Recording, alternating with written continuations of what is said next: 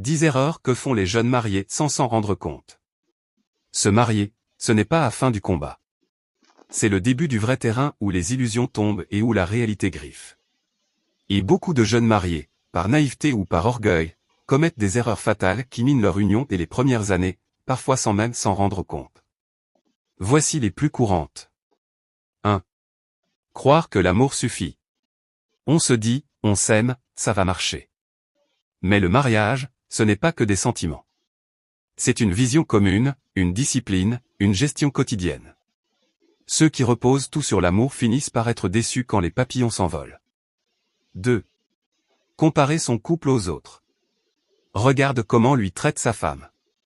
Tu ne vois pas ce que ma copine vit avec son mari? Ces comparaisons créent des frustrations inutiles. Chaque couple est unique, mais beaucoup détruisent le leur à force de courir après l'image d'un autre. 3. Négliger les finances. On dépense sans plan, on vit comme si l'argent ne comptait pas. Mais les factures arrivent, les dettes s'accumulent, et la paix du foyer s'évapore.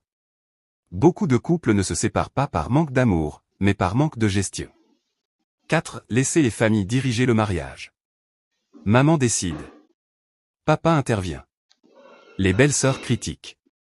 Résultat, le couple devient une extension des familles, et non une entité indépendante. Un mariage ne survit pas longtemps si les frontières ne sont pas claires. 5. Oublier l'amitié dans le couple. On devient mari et femme, mais on cesse d'être amis. On ne rigole plus ensemble, on ne partage plus les petites choses. Et doucement, la maison devient un tribunal, sérieux, lourd, sans complicité. 6. Croire que pardonner, c'est accepter tout. Beaucoup confondent pardon et tolérance de l'inacceptable. Oui, il faut pardonner. Mais accepter des humiliations répétées, des abus ou du mépris, ce n'est pas de l'amour, c'est de la destruction lente. 7.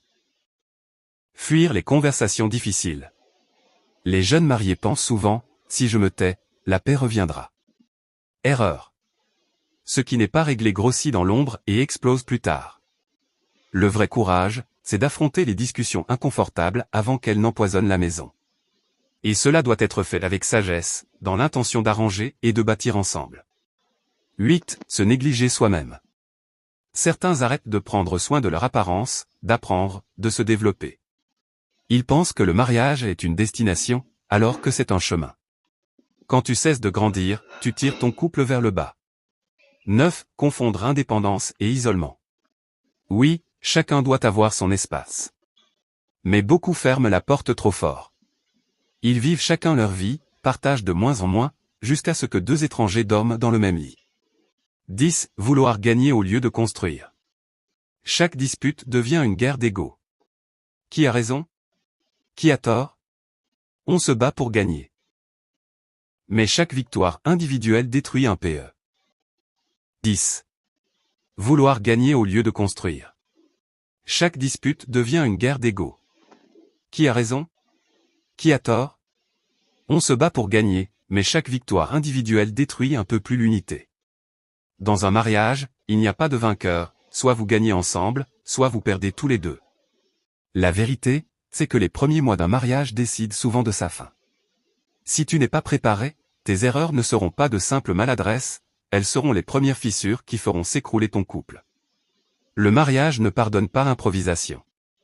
Un mariage, ce n'est pas la récompense d'avoir trouvé l'amour. C'est l'entraînement quotidien pour ne pas le perdre.